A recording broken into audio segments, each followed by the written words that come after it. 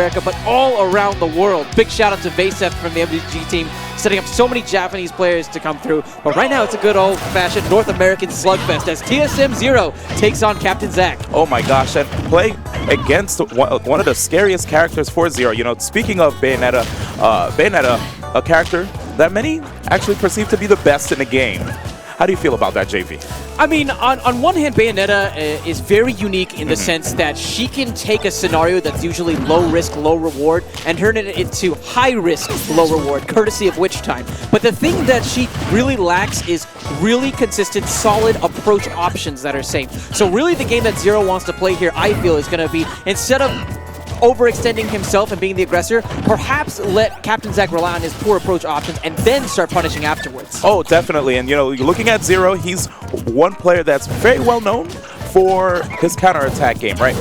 His punishes are probably the best. His ledge traps as well. You know, this guy is #1 for good reason.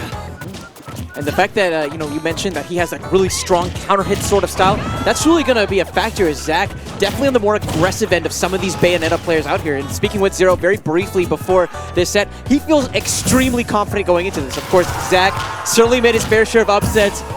A lot of them actually happening only within the last couple of months. This kid is definitely on the rise and someone to look out for. Oh, but check out what's happening here. ZeRo not trying to inch forward and leave himself open for one poke by this character. You know, a down tilt could definitely lead to a lot of damage, and sick DI from ZeRo right there after that heel slide.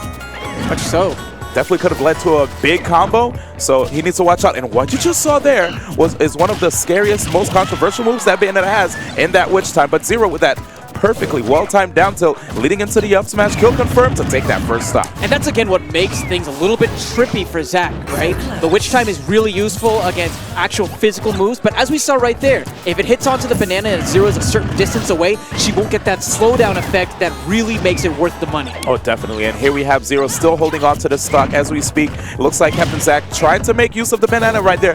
Didn't quite get that much, and right now it looks like he's really struggling to find a way to KO ZeRo. And you notice that ZeRo is implementing some of these pauses in his offense. He's not going to allow CaptainZack to think that he's autopiloting, and that's going to make it so Zack's going to be a lot less comfortable Witch Timing out of these potential sequences from ZeRo. Oh, definitely. And the way, just seeing how patient ZeRo is playing, after a while, you might see some Hail Mary Witch Times, which we've already seen. We've seen one, but then he showed his hand again with the second one. But at this juncture, I think it's over. ZeRo with the perfect follow-up after the banana toss. That felt like a total shutdown. I'm so used to seeing Zack compete with the best of the best, take sets from some of the best players in the world, but that's the ZeRo factor, right? He brings something so special to the table. He's so good at the interaction, winning said interaction, resetting the scenario, and then winning again, again, and again. And that's something that is the exact style of play that I think you need to go toe-to-toe with a character as fearsome as Bayonetta and a player as fearsome as CaptainZack. Oh, definitely. And I think one of the key things that ZeRo notices that he needs to use in this matchup is the banana. The banana has been opening up a lot of good opportunities for him. And here it is again, opening up strong with the banana in hand, looking to see CaptainZack taking one false step so that he could get that damage like you see right here. That's right, those knockdowns are going to be so pivotal for ZeRo as he's going to try to find safe ways to create those openings. Again, he's really trying to avoid that Witch Time. Like we said, if he gets hit by one of those, he's going to be taking a lot of damage, potentially even lose a stock. This kid, CaptainZack, is known for having one of the most fearsome punish games in all of Smash 4. Oh, definitely. You know, looking at Bayonetta, she has a lot of great tools that can start combos. And I think one interesting thing is that we saw ZeRo go for a down tilt combo when CaptainZack was at low percent, but then he shielded, probably waiting for the Witch Twist, which comes out really fast. There again, ZeRo, so cognizant of that Witch Time, just playing the reactive game, able to go and punish Zack for his attempts. Ooh, good spacing right there by ZeRo. Again, takes the first stock, and only 3% damage inflicted on him. Look at him, it's like just another day. It all comes back to the fact that Zack's bread and butter really relies on his punish game, but ZeRo's neutral game is so airtight that Zack is not being allowed any of those interactions in his favor. Oh, definitely not. I mean, look at that. ZeRo again, spacing, looks for just one whiff from CaptainZack and goes for the grab time and time again. You know, looking at the fact that Diddy is able to get damage from grabs, right? That kind of makes it hard for Bayonetta because that means there are less opportunities for Witch Time. Here's a potential opportunity for Zack to pile on some damage, but ZeRo's so good at getting out, man. He must be working on his DI or something. Oh, there it is. Remember I mentioned that while ZeRo was going for the down tilt that he was waiting for a Witch Twist? We just saw it there. Zero's going to have to be careful with his combos. You know, interesting that Zack's using a lot of these heal slides. I think what he's trying to do is close the gap between him and ZeRo and prevent ZeRo from freely pulling out the banana peel, right? That's one of Zack's keys, I think, going forward in this set, is just to shut down the peel at all costs. Oh, yeah, and one thing ZeRo's trying to wait for is basically for CaptainZack to exhaust a lot of his approaches, right? To see if he's going to go for special attacks in the air and then afterwards have all that landing lag, which will give ZeRo the opportunity for a banana toss to a confirm. Here's patient play right here. And another one. ZeRo, 2-stock, game 2. This is looking dominant, D1. Yeah. This is looking incredibly dominant. And again, I think that it's just the tool set that Diddy Kong possesses makes, in my opinion, a very good counter towards Bayonetta. Obviously, Bayonetta has those incredible combos that they can string together, but especially as folks' DI is getting a lot better, and people are starting to understand the ins and outs of this character a lot more. These Bayonetta mains who in the past have been able to skate by with some of these 0 to deaths, they're not finding that same success. And I'm not saying that that's Zack's Bayonetta at all. He overall has an incredibly polished game.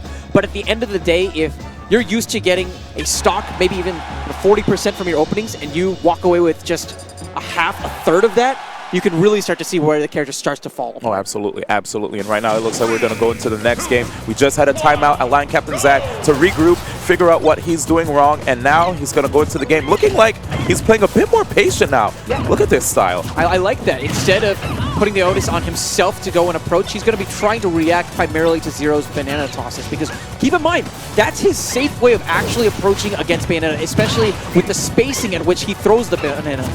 All right, well, check it out here with the tri-platform layout. It kind of looked like CaptainZack wanted to opt for a style where maybe he can just employ, well, basically dance all around all the platforms, waiting for ZeRo to overextend, but I don't know if that's going to happen. ZeRo's a person who's been through so many different scenarios here in Smash 4. I don't think he's a stranger to this kind of style. Yeah, and he's been in so many iterations of Smash as well. He's so comfortable playing for the clock if he needs to, and really playing the incredibly passive game. I mean, you think about this last set, you think that he's been being incredibly aggressive, but if you really look closely, he's just peppering in with counter hits. That's it. That's it. He's literally walking forward, waiting. He's like, oh, it's not safe. I'm going to just, walk back.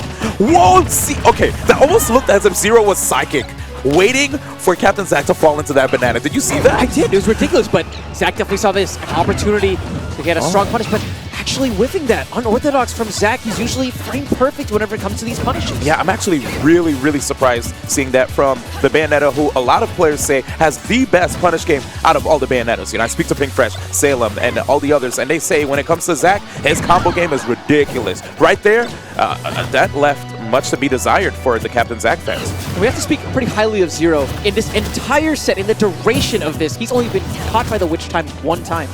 That's incredible. I mean, he understands that Witch Time can turn the tides of the match in CaptainZack's favor, so that's why he's playing so patiently. He's not jumping around throwing a lot of fairs like you'd usually see him do in a lot of other matchups. Instead here, ZeRo just going for those grabs. He's walking forward, walking back, waiting for CaptainZack to attack. Yeah, it's just the footsies from ZeRo. He's playing it very patiently, very textbook in a lot of ways, but the thing that cannot be emulated is his neutral game itself. He just feels like he has an idea of what's in Zack's head before it even crosses Zack's mind. Oh man, and right now it looks like it just might be over. CaptainZack slightly reeling back in his chair, you saw it. ZeRo probably getting inside of his head, and that's what happens. He's the toughest opponent to fight here in Smash 4. I even remembered that one tournament where Leo actually beat ZeRo at Civil War. Leo told me himself the hardest matchup for him was ZeRo, even if he had the opportunity to beat him.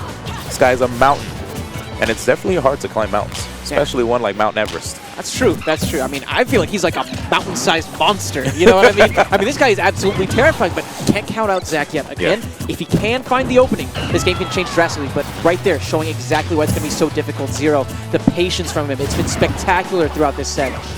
Here it is again, ZeRo showing the patience. He has the banana in hand. It's almost time for CaptainZack's stock to be deleted, is probably what he's thinking.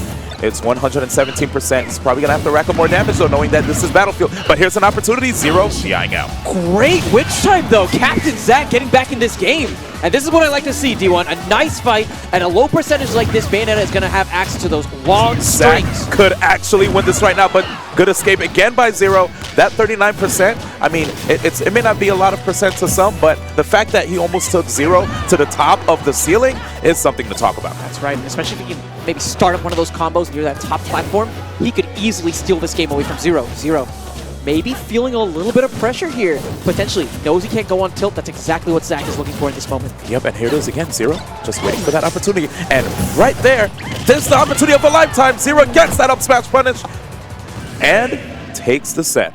We touched on those heel slides from CaptainZack, didn't we? And ZeRo did a beautiful job at the end there, actually adapting. He pretty much went the perfect distance where he would bait CaptainZack into coming in with the heel slide. He had the shield ready to go, and again, classic ZeRo, the counter hits landing just when they need to. ZeRo taking it with a very convincing 3-0 over CaptainZack. Yeah, definitely a beautiful play from ZeRo right there. Like, that entire time, all we saw was just patience. He was the personification of the word. That entire set, yeah. I mean, that was really great play from ZeRo. But there are a lot of times where you see people, they get very attack heavy, you know, when it comes to Bayonetta. They don't try to focus too much on grabs. ZeRo's the type of player that he'll break down a matchup. He'll find out what exactly character excels at, and he'll use that to their disadvantage. He's like, okay, so you have Witch Time. Witch Time counters attacks. Well, you're about to just hold a lot of these grabs, and whenever you saw an opening for the banana, he'd throw that banana, which kind of makes Diddy a bit of a threat from a longer distance, you know? It's like, okay, I'm outside of the range where he could hit me with a down tilt or fair. But if he has a banana in hand, all of a sudden, that range, that blast range for Diddy is extended. So you kind of have to be wary of that. Very much so, very much so. You know, I guess another way to maybe describe ZeRo, and when you go into some matchups, you really want to be very proactive. But the way that he approached this matchup in particular was incredibly reactive. And that, throughout the course of the games, throughout the course of the stocks, throughout the course of the set, paid off massive dividends for him. And it's only fitting why he's viewed by a lot of folks here as the heavy favorite to take this entire tournament. I agree with you wholeheartedly. I think what I really liked from ZeRo 2 is the fact that he focused a lot on walking. I feel like walking, for some players, is a lost art in Smash Brothers. People like to just smash that stick to dash forward, or they just like to jump up and, you know, go willy-nilly. Sometimes inching forward and assessing the situation, trying to basically see what your opponent is trying to do, I think that will work out even more in your favor, because now you're basically breaking down your opponent, trying to figure out what what are their go-tos, right, in the matchup. How do they like to approach? Are they the type that like to shield a lot, right?